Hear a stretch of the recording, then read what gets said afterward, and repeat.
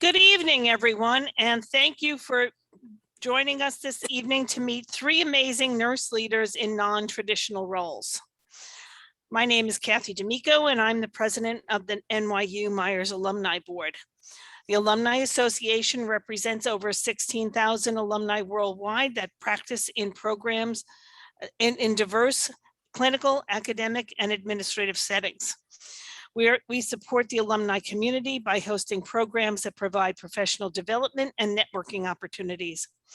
For the current students, we provide mentoring and share our expertise in the classroom.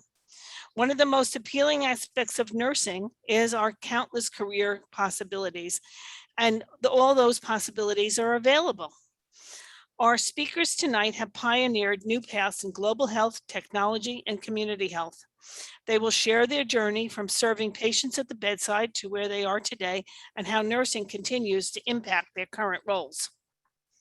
Dr. Sheila Davis is the Chief Executive Officer at Partners in Health. Previously, she served as the Chief of Clinical Operations and as the Chief Nursing Officer, where she oversaw nursing efforts as well as the supply chain, medical informatics, laboratory, infrastructure, and quality improvement activities. She started in 2014. She served as the chief of Ebola response as she led Partners in Health's response during the pandemics in West Africa. Pamela Moraldo is the chief executive officer of Girls Inc. in New York City. Prior to joining Girls Inc. New York City, she was a chief executive officer of Planned Parenthood Federation of America and the National League for Nursing. She is the founder of several organizations and the founding managing partner of PGM Associates, a strategy consulting company. She received both her master's and PhD from NYU. Michael Wong is the founder and the CEO of Inspirion, an award-winning healthcare technology company. After serving in the United States Army, he returned to school to become a nurse and ultimately a nurse practitioner. Wong held numerous roles at New York Presbyterian Hospital and has vast clinical experience in cardiothoracic surgery and direct patient care. In addition, he holds numerous patents on innovative technologies in both healthcare and hospitality industry. Dr. Melissa Ogemini is the Director of Nursing Education, Research, and Professional Development at Partners in Health.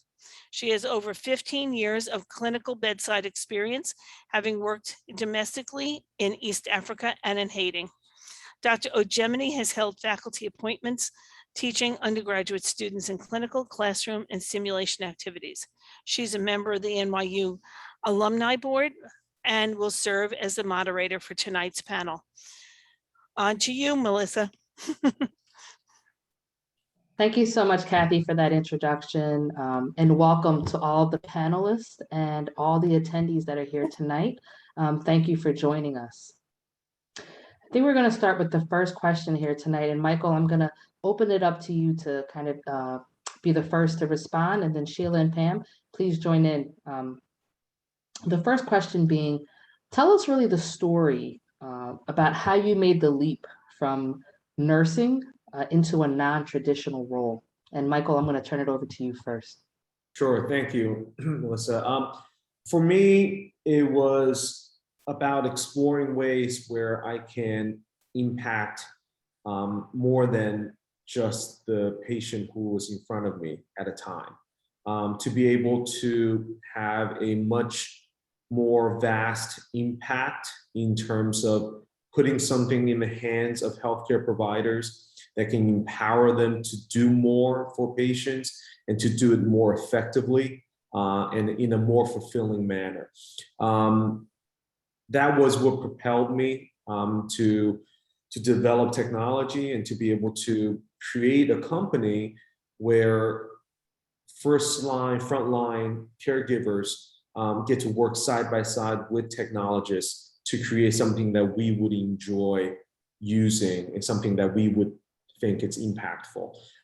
It is that very strong desire that drove me to this very unconventional path, and myself and my co-founders, especially my co-founder, Paul Coyne, we were able to really make that leap and build a context where technology could develop from clinical practice and the actual, to solve the actual pains that we experienced as bedside providers.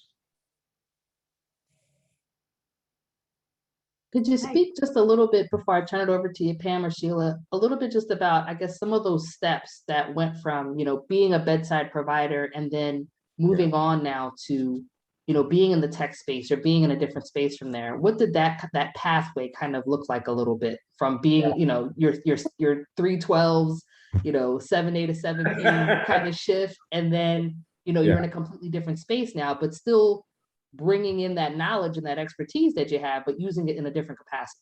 Yeah, the path was definitely not an easy one. I would say it's not for the faint of heart because it's so different, right? Because we had to learn how to basically everything, right? In terms of how to raise money, how to get investors, how do you build a prototype, how do you build software, hardware, how do we, do market research? All of these things kind of compiled into one.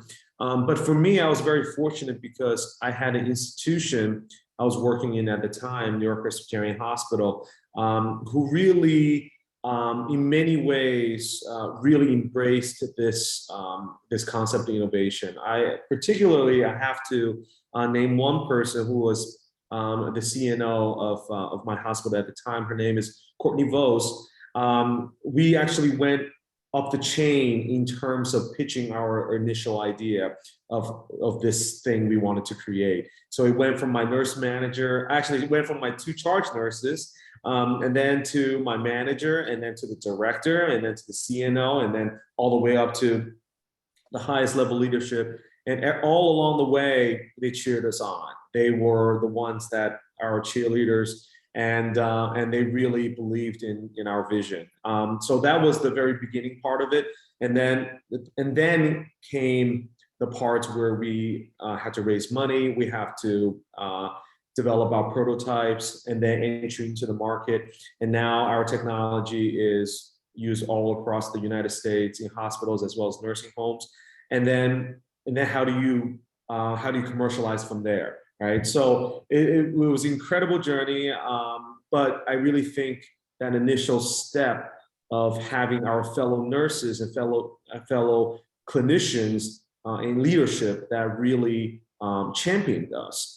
I think that's critically important as we expand beyond our traditional roles. And that's what we're doing right now, essentially, right?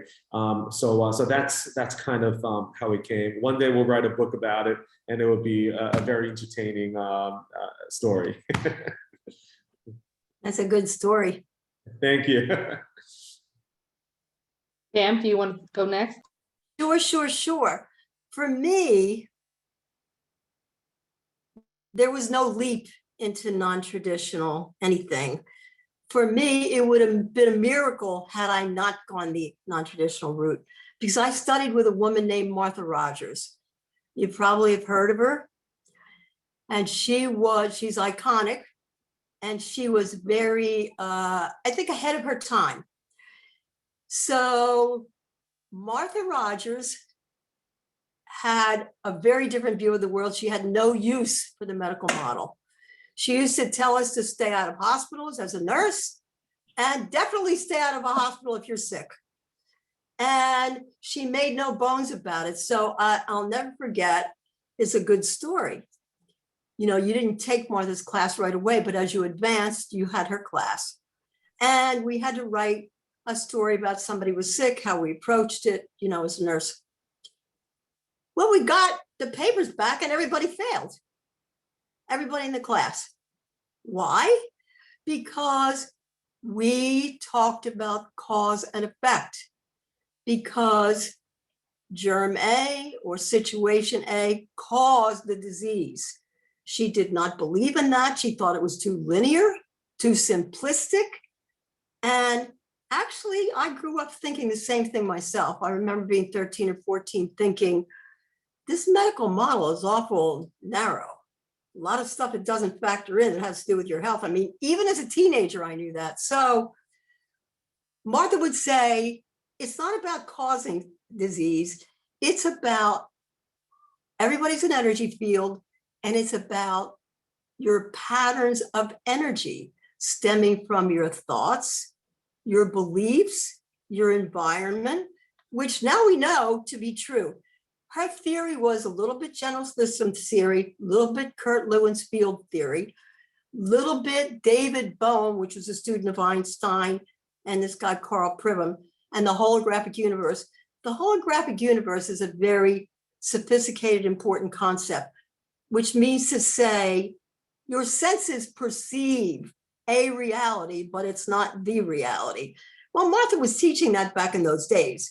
So we weren't allowed to say something caused something. We had to say there's a misalignment in your energy patterns. You have to repattern it. So as a graduate student, whenever I would get sick, even with fever, I can remember jogging around Washington Square Park with 101 fever because I was convinced it would repattern my energy. And you know what? Every time it did. So fast forward, I wrote a book not too long ago called Medicine in Search of a Soul that basically says, you know, if anything, if you have an acute problem, there is nothing finer than Western medicine. If you have a chronic problem, you're in trouble. You're in a lot of trouble.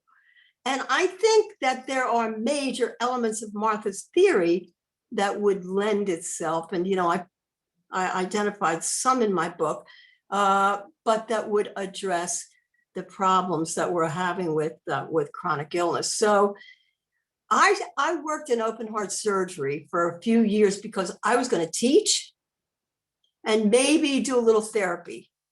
So I did that right out of school because all the teachers I had didn't know anything clinical, and I thought it was embarrassing. So I thought, if you're going to teach, you better know what you're doing. I threw myself right into open heart surgery, and, you know, I used to have nightmares that the arterial tubing was strangling me. It was not, you know, I did well, but it was a tough experience. But then after 3 years, I felt like, you know, we were very smart nurses. We told the doctors what to do, but the doctors came in, we had to go to the back of the bus. And that wasn't for me. So I decided on to graduate school, PhD, and that's the kind of tip of the iceberg of my story. Sheila? Thanks. Wow, that's super interesting. I can't wait to hear more. So Thanks. I don't think I took a leap away from traditional nursing. I had worked in HIV since the mid 80s. And so, you know, became very involved in social justice as how I expressed myself as a nurse. And that was important to me, and became a nurse practitioner and worked in infectious diseases. So was able to combine a domestic and a global practice, which is rare and probably doesn't happen much at all today. I was really fortunate to be kind of at the right time, at the right place when HIV started to be treated in other parts of the world, and had been involved in the US since the beginning. So at 32 was an expert, which seems crazy now. But so I, you know, always continued my clinical practice, but then really wanted to become more involved globally, not just around HIV. So in 2010, joined Partners in Health and started as a nursing coordinator, but still kept my practice at Mass General as an NP,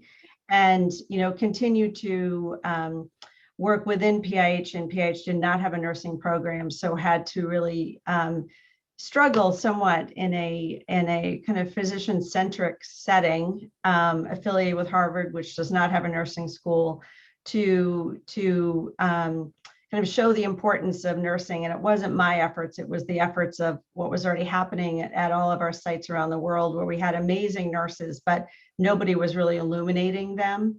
So really felt my role was mostly to illuminate what they did. And then when Ebola happened, I had was in the middle of my Robert Wood Johnson Executive Nurse Fellowship program, which is such a phenomenal program and really stretches you to think of yourself as a leader.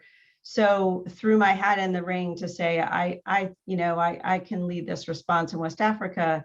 And a good mentor of mine, who is always a strong advocate, said, you know, I don't think we should, you know, with outside partners, we should not introduce you as a nurse. You should take that off your electronic signature. And I said, I think I'm going to be really good at this because I'm a nurse. I certainly am not going to, not portray myself as a nurse, because I think anybody who works in healthcare anywhere knows that nurses are so systems oriented and really can move this forward. So I think, the Ebola work really challenged me to think beyond nursing, certainly, but also even care delivery, and in a larger way of partnerships and raising money and more interaction with the board and that type of thing. And then when the CEO search opened up at Partners in Health, I was never thought that it would, be a remote possibility, but was asked to throw my name in the ring, and did it as a way to bring ideas that I had heard from 10 years of traveling throughout PIH, late at night with staff in Rwanda and Haiti and Lesotho, et cetera. So, and then every round was like, wow, I'm still standing, and seems shocking, but I'm still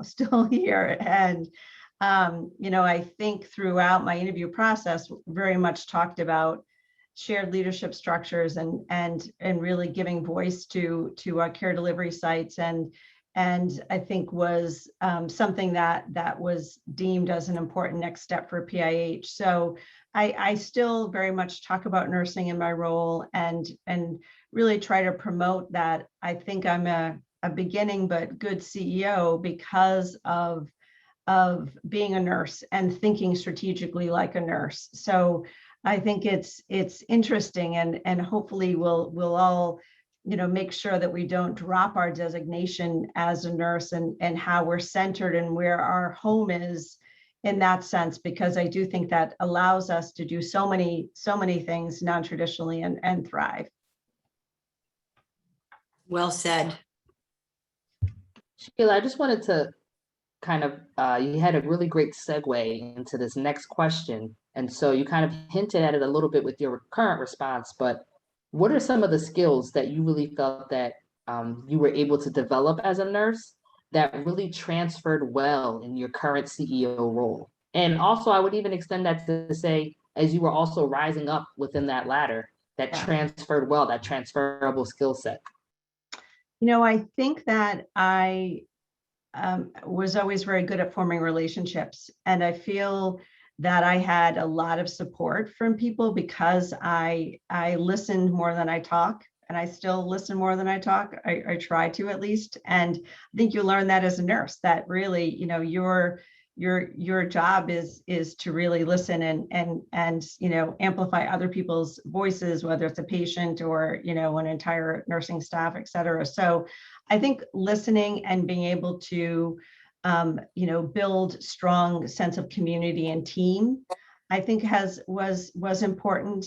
And I also think I'm not afraid to make a decision. And I feel like as a nurse, we make decisions constantly, whether it's, it's at the bedside all the way to whatever. And I find that in a lot of spaces, there's reluctance to make decisions. And I think I'm a very collaborative person, and certainly seek consensus, and have changed our leadership structure. So we have very different ways of leading, but I'm not afraid to make a decision. And I think that's because as a nurse, we do that all the time. And I think that was something that I had to do during the Ebola crisis, make, rapid decisions, and be okay with it not being super popular all of the time. But I also think that being able to multitask and triage, it's something that we learned from the very beginning as a nurse, and I couldn't fathom doing my job today if I was not able to do that. So I think those skills that I learned very early as a new nurse and had to perfect and work on through decades of a career have really set me up to be able to do this job which is a complicated, certainly, scenario. Pam or Michael, any thoughts or anything that you would want to add to that as well, too? You're on mute, Michael. Sorry. Obviously, I think the entire field of nursing started as an innovation, if you think about it, right? It's where traditional medicine failed miserably. and where nursing was literally created as an improvised, in the very, very beginning, an improvised field of science that required by necessity to innovate and to think outside of the box, right? So in many ways, I believe that innovation is in the DNA of nurses. We never wait for the perfect scenario, everything's 100%, and then we make a decision, and we, you know, things are always in some degree in a very dynamic environment, in a very dynamic context. And many times we do have to innovate on the spot, and to be able to be creative on the spot, and to be able to sometimes roll with the punches, right? Where you're not gonna have everything to be in perfect conditions, and you have to work with what you've got and make the best out of it and do what's best for those around you, right? Whether it's your patients, co-workers, and so on. So I think it's very much built, and I think it's very important for us to remember that, right? It's very few professions you can say that, well, it came out of necessity and it came out of innovation, not because it would be nice, but because we had to. And along the way, every step of the way, you had to prove yourself, whether through validation or through data, or through how we build our entire field of science, really started from zero and to what it is now. And if you look at the overall trajectory of all the different paths, whether it's traditional MD or many other different kinds of careers, you will see that nursing is in a very different trajectory, where the expansiveness of the roles, the dynamic nature of the different things that we can do. You know, one day I was at the bedside, the next day I'm a tech company CEO. You know, and so this is all very much born from the nature of the field that we chose to be in.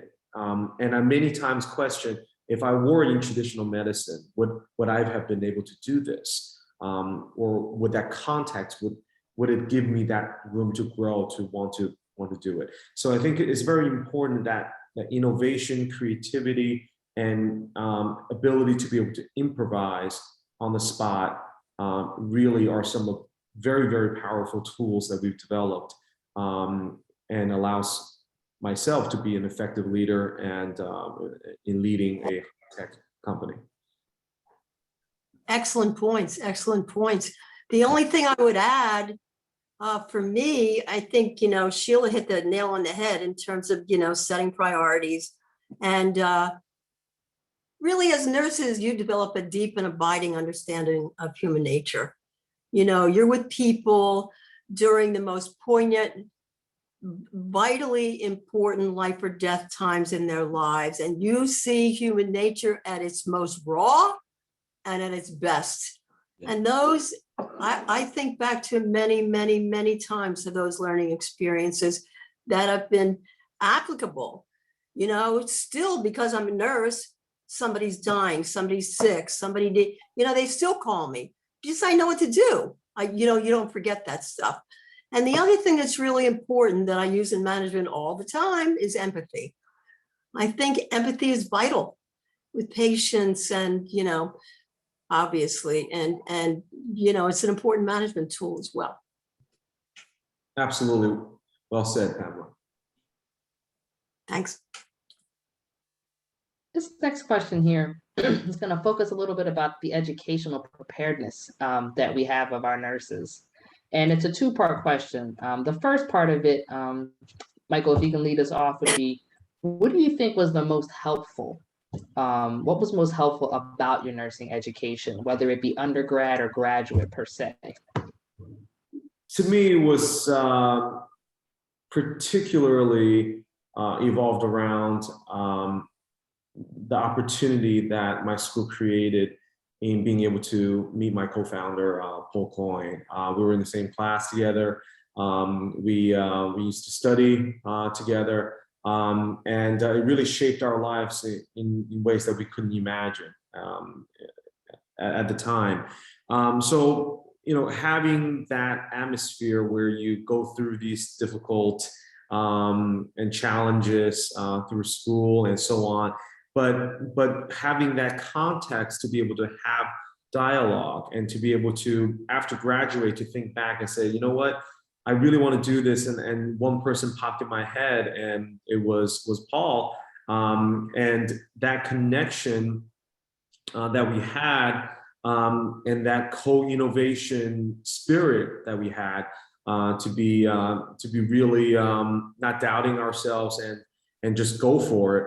I think that was my biggest takeaway from my education, in being able to have that bond and meet someone that ultimately ended up changing my life in many ways. And so I think the human component is very important. Other than the knowledge and the memorization, and you know, all of that is pretty standard across the different programs. But what you choose to do with the people that were in it with you, I believe, at least for me, it really defined the last almost 10 years of my life. Pam? Yeah, well, for me, the thing that I learned mostly, as you heard with, you know, we all failed their papers because of a cause and effect kind of a thing.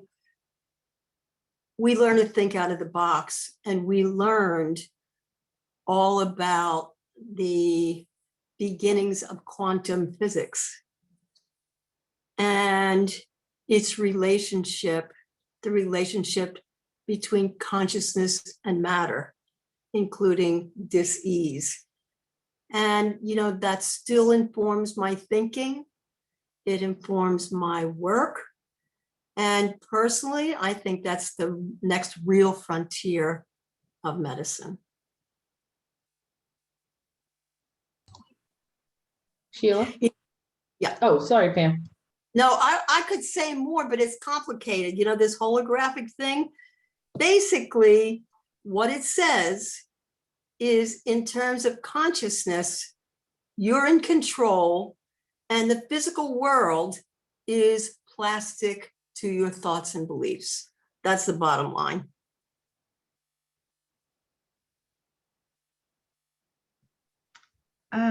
You know, I think I went to Northeastern University, which had co-ops, and so, which I needed to do to earn my way through, but also I think really exposed me to a totally different world that I never would have been in had I not done a clinical in a certain place and met my preceptor, who was a gay man whose partner was dying of AIDS, like that. I had grown up in rural Maine, and then went to, and immediately, you know, my first clinical experience was you know working really closely with this man, and then was so fortunate to be able to be enveloped into the HIV community. And I always think, you know, had I not, you know, gone to Northeastern in a you know, the early 80s when HIV was first beginning, had I not had this man as my preceptor and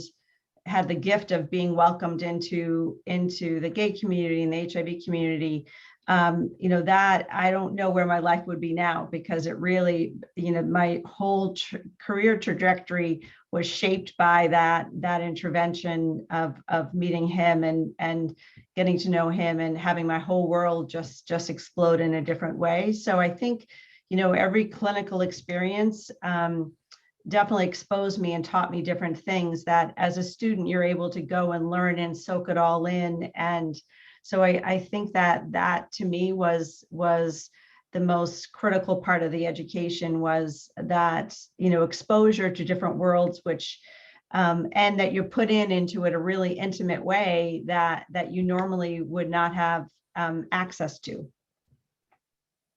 Interesting. And Sheila, I'll come back to you with the second part of the question first, in the sense of, So this exposure is really something that was really vital in your development and growth and really kind of sets you on your path. But when you think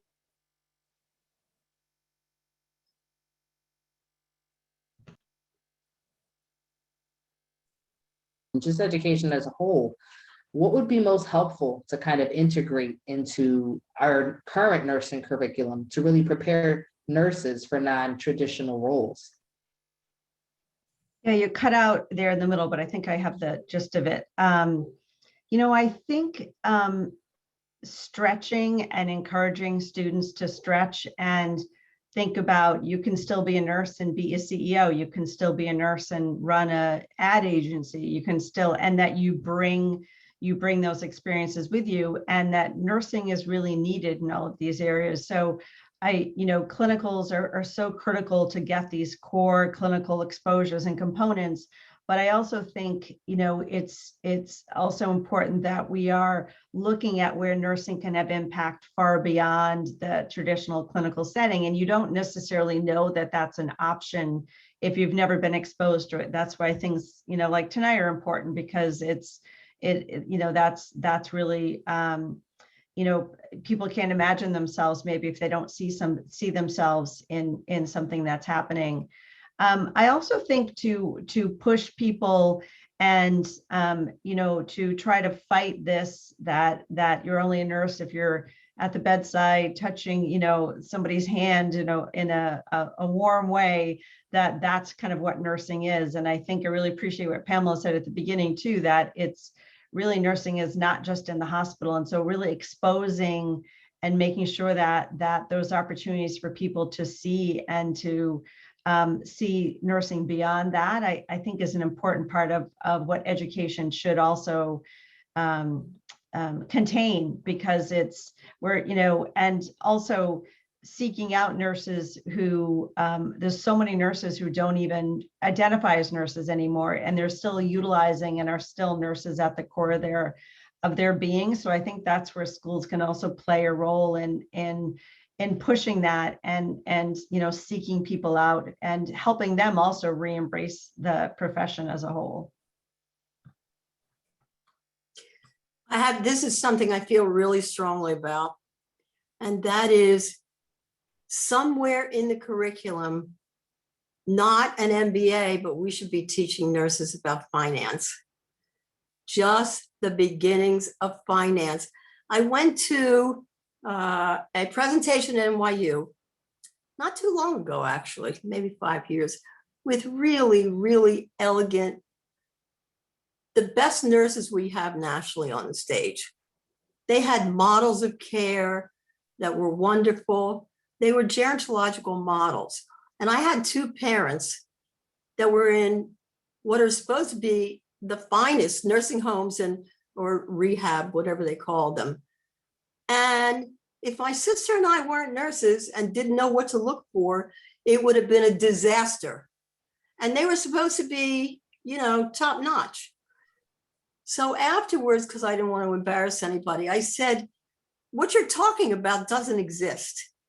I said, did you look into cost, what these models cost to deliver? How much more? Because Medicaid is the biggest payer, private pay. What would it cost? You have an average model. She said, well, we didn't really look into that. Now, this is the best we have, told me this. So we're missing something. People like me, I learned by the seat of my pants. The first time the National League for Nursing was a turnaround situation. So I took the income statement to one of my friends on Wall Street. I said, isn't this good? Because I was so proud. And she said, compared to what? She said, if you did better last year, it's not so good. If you did worse last year, it's good. I mean, basic stuff.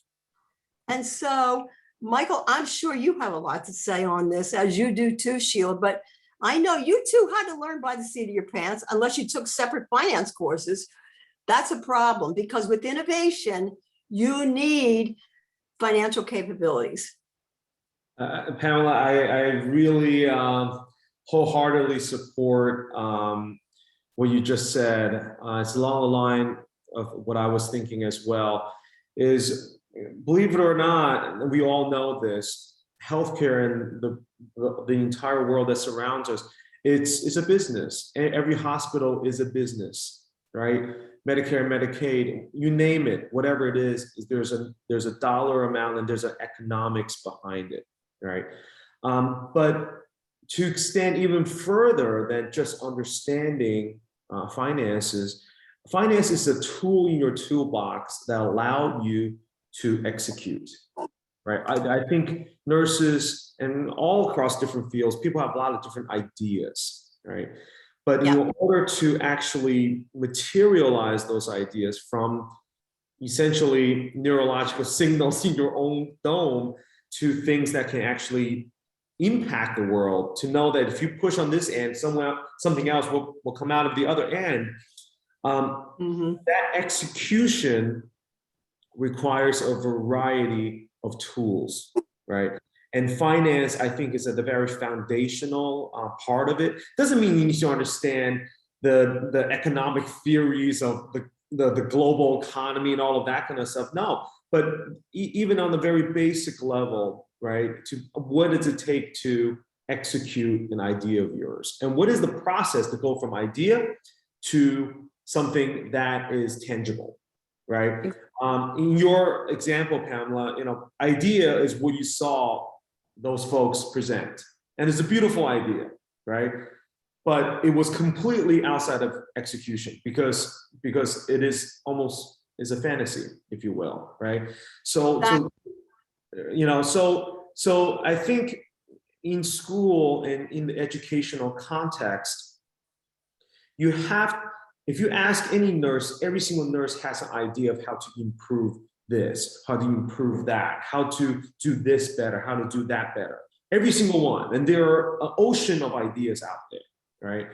I think the school should harness that. It should not treat it as a distraction. Oh, you're reading into business. Oh, you know what?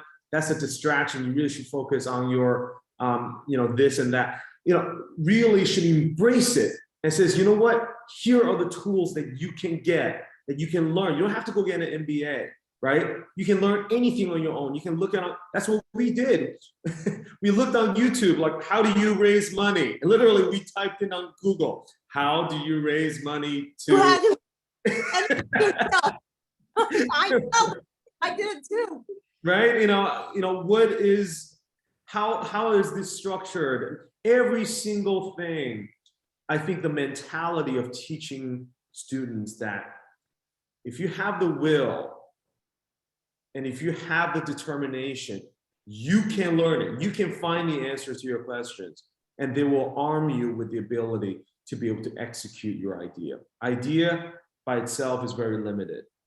Exactly. But execution on that idea in a beautiful way, in an effective way, by knowing finance, right? By knowing the individual little steps to how to get there.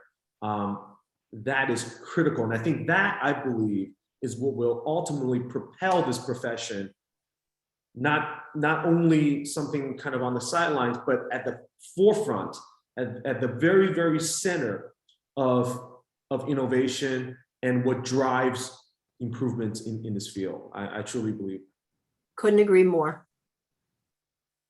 Yeah, definitely agree. I do think it's, we found this when working with nurses globally. So what Melissa does with us is run this, executive nurse fellowship that was patterned after initially the executive nurse fellowship I did through RWJ. And had I not had exposure to those skills and those pushing and really looking at myself as a leader, I would never have kind of taken the risks I did. But it is where I think nurses have to help each other and assist each other. And, the first spreadsheet I did, I called a friend of mine who was chief nurse for Clinton Foundation and said, I don't know what the hell I'm doing. Like, walk me through this, because I had never learned Excel. So I think that's where nurses can be a big support to each other in this too, because I could be very vulnerable with her, knowing that she was not going to, she had the same education I did. So no, so I think definitely we should incorporate these skills into formal education, but also I think that's where nurses need to mentor each other as well. There needs to be a coalition, Yeah. right, of those that have done it, right, or are doing it, right, and invite those who are at that very first step of their process and says, here are the resources, here how you can do this. We wrote a book actually of teaching folks about innovation, things like that. But I think that's not enough. That's not sufficient, right? There should be a global or a national, at least, coalition of those who have done it and who can give the groundwork to the next generation of innovators, of clinicians who are armed with clinical knowledge, but want to do more than that, right? So I think it's up to us to be able to build that and to be able to propel those even further than how far we've come. Michael, you're right when you say there are an ocean of ideas. I always thought that these staffing agencies would be a great idea if nurses ran them, own them and ran them. Yeah. But, you know, the thing is, there needs to be some kind of entrepreneurial, you know, seminars or classes that they can take, because unless you and finance, unless you have basic financial knowledge, you're not going to think in that direction. No. You're not going to have confidence.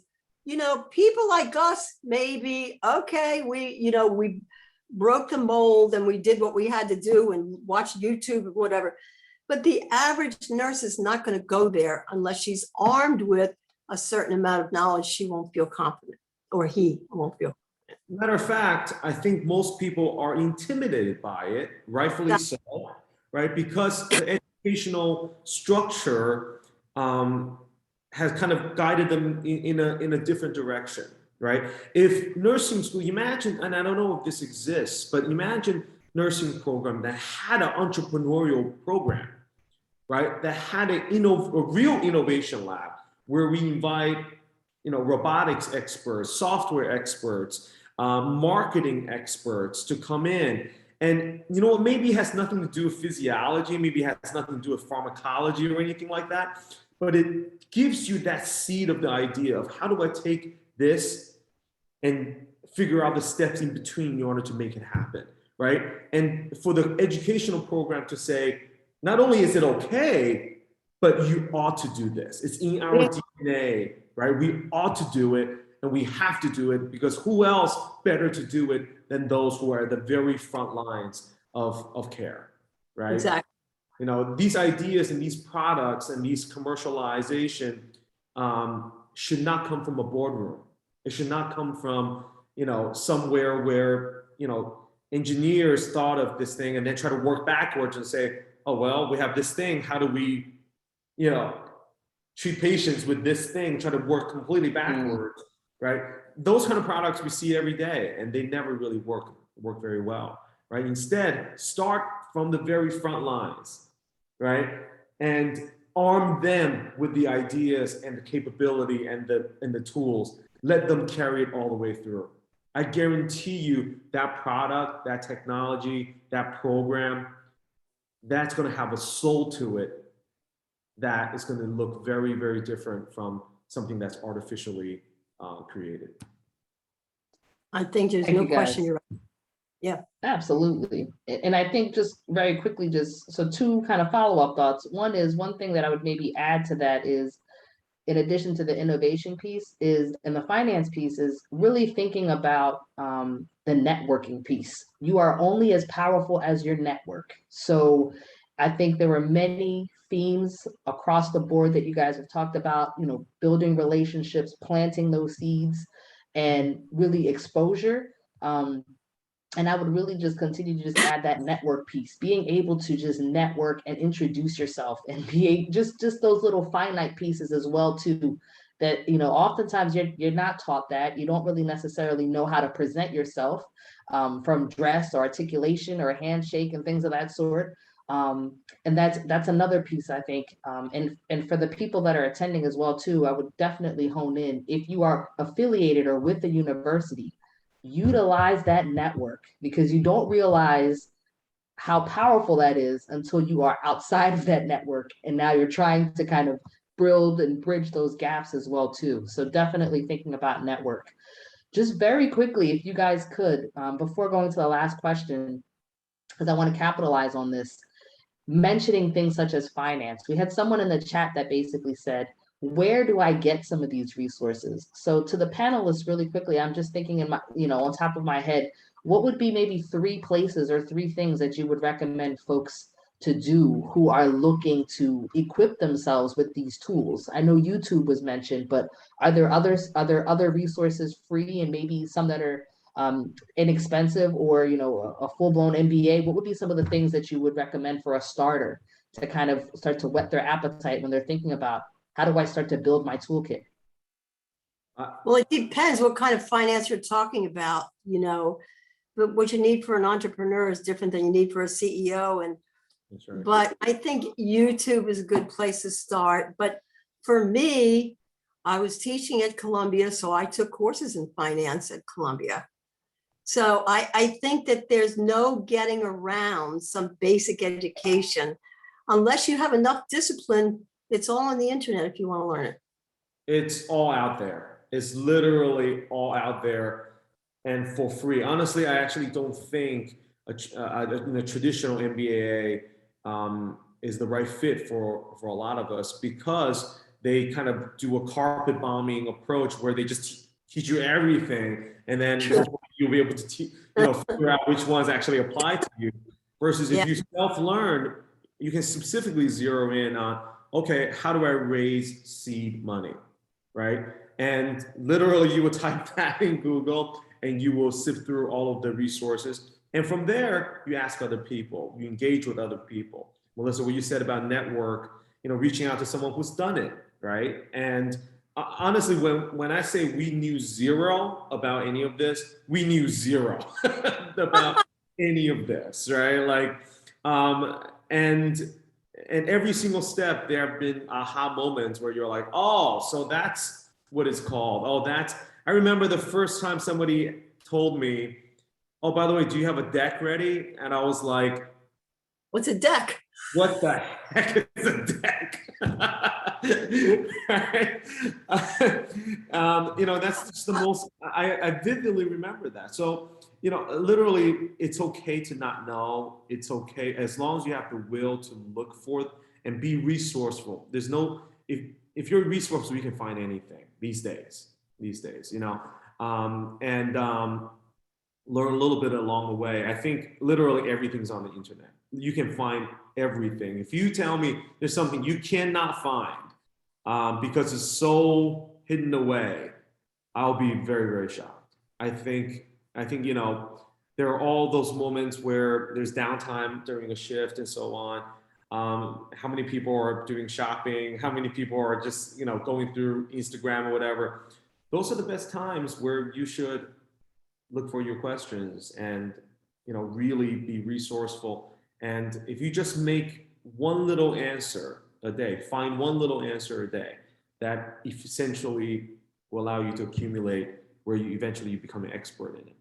So I really think it's all out there. It's really just a matter of how badly you want to find it.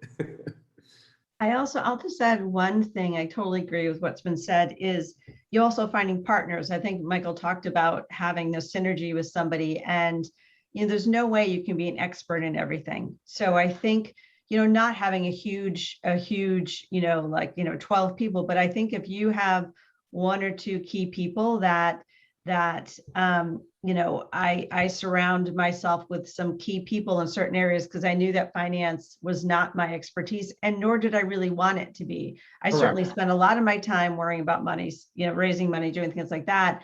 But I didn't need to know every nuance of, a P&L sheet and all of that stuff.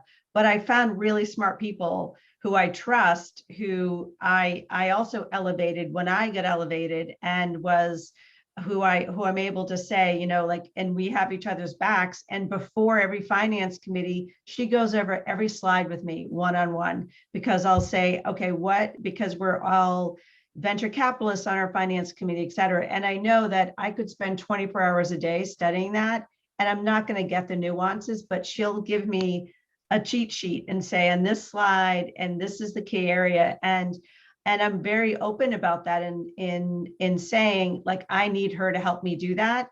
And that's totally okay.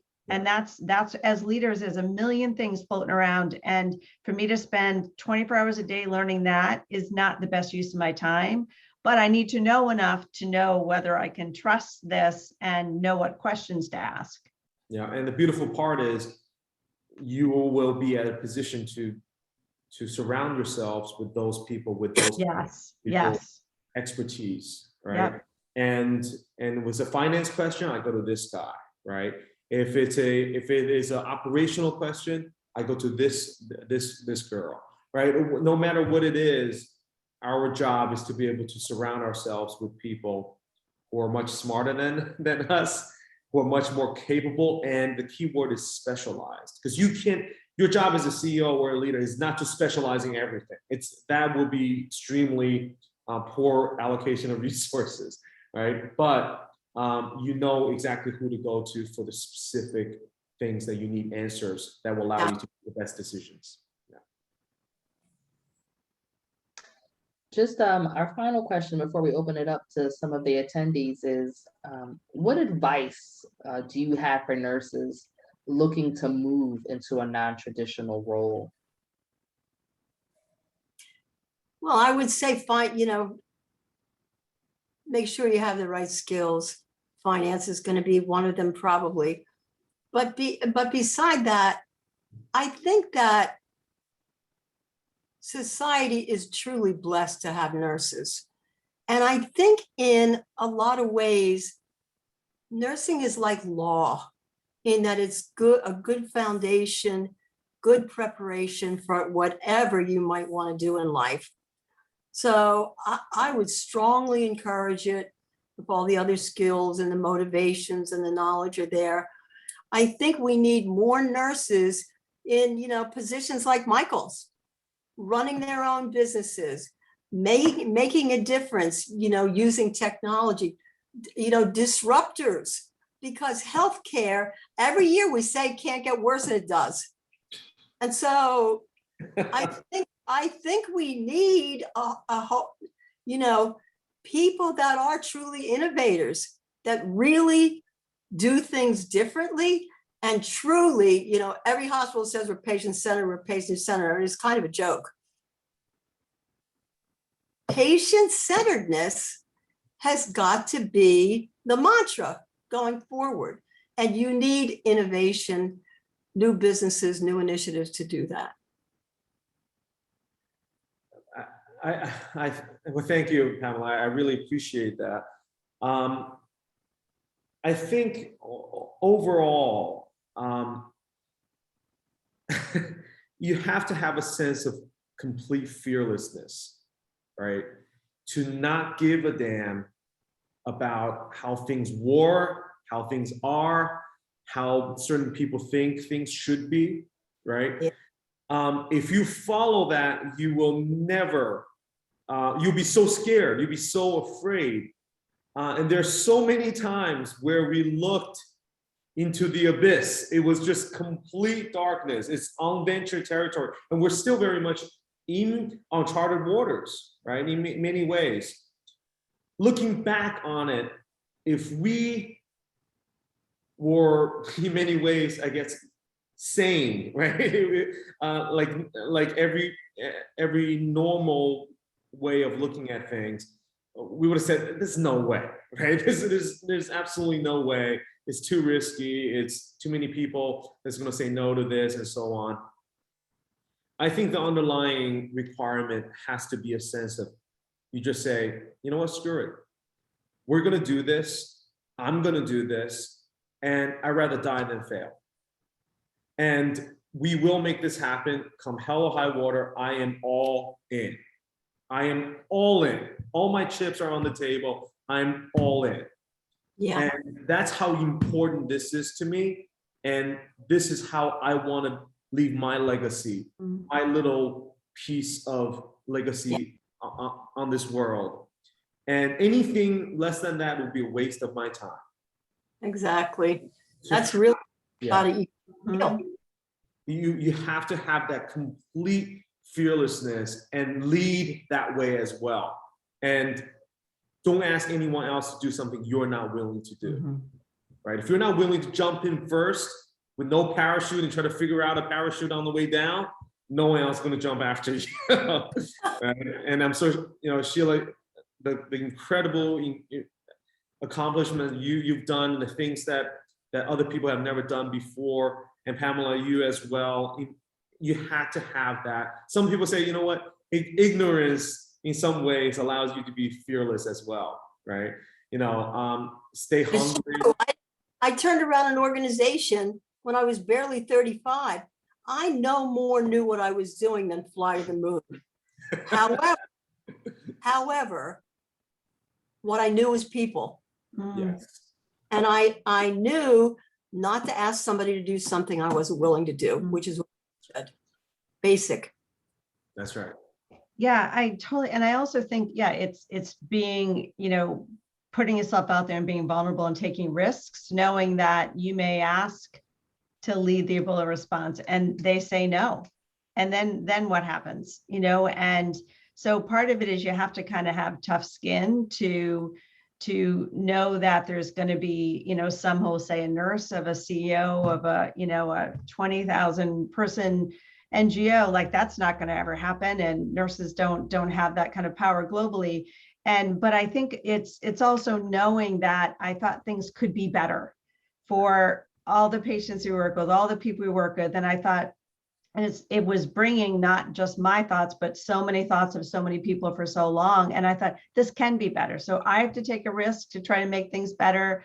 I may, end up having to change or shift, but I do think it is very much putting yourself second in some senses, because the greater good is there, and knowing and having humility of what you bring, but also that I can take a risk at this point in my career differently than somebody else, and just from experiences. So yeah, I totally agree with everything Michael and Pamela said too.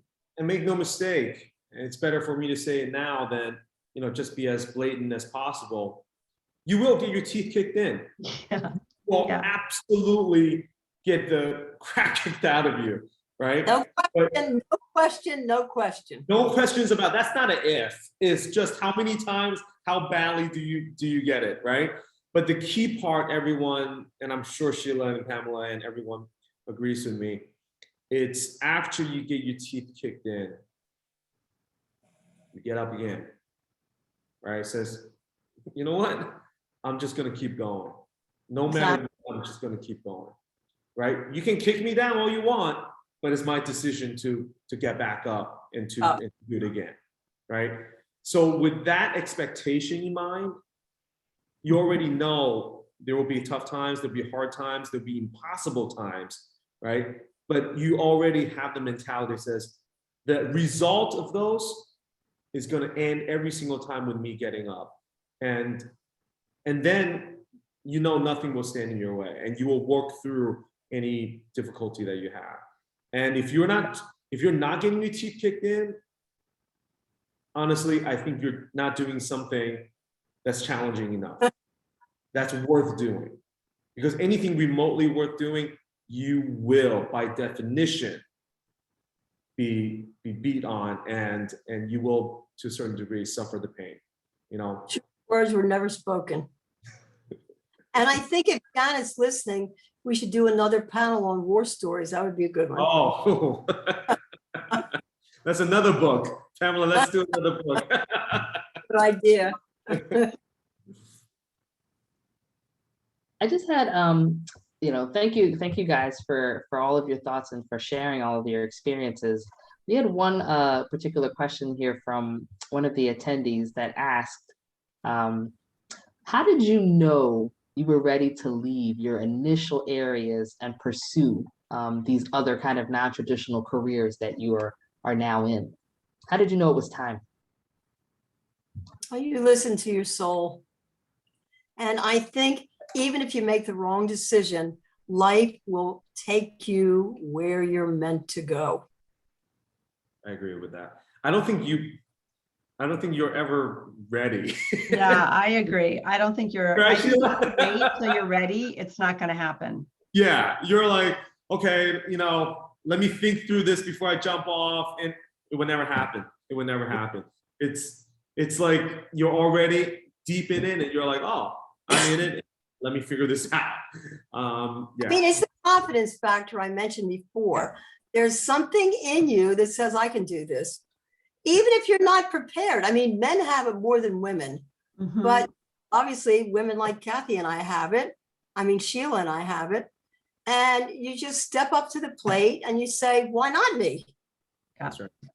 It's about being excited by the fact that perhaps nobody else has really done it in this kind of a way, or to do something that defines you as a unique story, Mhm. right? Looking back on your story, is it something worth telling, right? Is this something that is worthwhile telling? And if you're excited by that prospect, then you're already in it. You're already in it. And you got the fundamentals of what it takes to be able to make it happen. And I also think that, when I decided early on that I had to authentically be me, one, because I can't memorize remotely. So when I originally was preparing for the first interview, a friend was trying to help, and I thought, this is just confusing me, because it was, kind of probably what I should say. And I knew that I'd get in there and not be myself, and it would be a complete, disaster. So I kind of, also, because I didn't really think I had a shot, I put I was 100% authentic and out there and said, this is what I think the problems are, and this is what I do. And I was very unapologetic and kind of said this, this, and this. And I think that set the right trajectory for me in this process, because I went in knowing I want my ideas to get across, because this is important for X, Y, and Z reasons for everybody I worked with.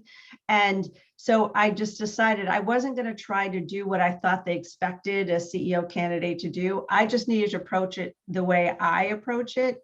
And I think had I tried to put another persona on, it never would have worked, because I would panic, because then you're, in an interview panel of, of these people. And if I had to try to think, oh, I'm supposed to say this, this, or this, I would have bombed it within seconds. So I think also having the sense of purpose, of mission, of why I wanted to do this, overrode my own feeling of being inadequate too, and just being authentically me about where I had strengths and where I needed support, also made it so that I didn't feel like I was an imposter. I think also, to tie in what Pamela said before, that unique connection to humanity, right? To be able to hold someone perhaps who is dying, who is suffering, who is at the bedside, to do something for someone that can't do it themselves, right? That humanity, in many ways, the dumb business mantra is, oh, it's the weakness, oh, it's emotional, you need to be completely. Matter of fact, that is probably that genuineness and that authenticity of you at a unique position to speak about humanity from a very, very unique perspective, I personally believe is your greatest strength. And do not ever let anybody tell you otherwise, because people will try to say, oh, why not a traditional MD? Why not an MBA? Why not a Wall Street, whatever? Well, they don't have the perspective that we have. And that ultimately, I think, is our greatest strength that should never be hidden, that should never be brushed aside. It should be front and center. This is who I am. This is my authenticity. And everything I speak that comes out of my mouth comes from a real place, right? Like it, great. Don't like it, let's move on, And I think, yeah. Michael, you just articulated nursing's North Star. I don't think there's any other way. I really don't think there is. I agree. Yeah, otherwise try to tiptoe around. I mean, Sheila, crying out loud, somebody was trying to tell you, you should take that title away because, oh, it's really holding you down. They don't know what they're talking about. They have no idea what they're talking about. Never be apologetic for who you are, what you've done. Be proud of it, front and center, in your face, and that's your greatest strength, the greatest strength. So as we wrap up a bit tonight, just a couple points to just kind of close us out. And then Kathy, I'm going to turn it over to you. Really, I think tonight, really has resonated and shown that we've come from a really rich tradition with this profession, and that there are opportunities that often present themselves every day that we may or may not even recognize as being potential seeds being planted or potential life-changing moments in the experiences that we go through within nursing school or outside of those kind of arenas. And so really just want to take that opportunity to just really think about, where are we in terms of standing in our truth and having that help us to model where it is that we want to go and what we want to see. And if we don't necessarily have that in front of us, who can we reach out to within our network? Who can we ask? Is it a professor? Is it a friend? Is it a family member? We're all connected in one way, shape, or another to someone. So really trying to just step outside of yourselves, step outside of that box, and think about how can we create those opportunities that we don't necessarily see, to be able to leverage those relationships, create those relationships, and kind of build and facilitate those relationships to really allow us to be exposed and not necessarily think that we are confined or in a siloed profession, because there are many opportunities for us as nurses directly within the bedside and outside of the bedside as well too, which will allow us to impact care anywhere and everywhere in the world. So I really just thank you guys for sharing your stories, sharing your insights, and sharing your expertise and what that path has looked like for each of you. So without further ado, Kathy, I'm going to turn it over to you to close us out. Thank you, Melissa, and thank you everyone for being here this evening. And I have to tell you, it's a very inspirational even to hear someone like I know the organization Pam turned around. I know it well, and I think it's very, very interesting to be able to listen to all of you and hear about the idea that people need to learn about finance. It's interesting because I've often said to students when they're doing an evidence-based practice course, well, what is that going to cost? You want to do that change? What is that going to cost? Because undergraduate students don't put any of that in their head. Graduate students don't always put that in their head. And I've often said to them, you need to step back and think about what that's going to cost before you decide this is really where you want to be with things. So I want to thank all of our panelists for sharing your career journey with us tonight and your words about just do it and take the big leap. The other big leap you have to take is you have to understand the other piece of the big leap is to know when it's time to get out of what you're doing. Sometimes it's bedside stuff. Just know I can't keep doing this. I need a leap so that I can do something different. So thank you all very much, because it was truly inspiring to hear your stories and your insight. Thank you to all our guests for attending this evening. We hope that you'll join us for a future program. Our next event is a faculty lecture for Alumni and Parents Weekend on October 23rd. You can check our website for more information.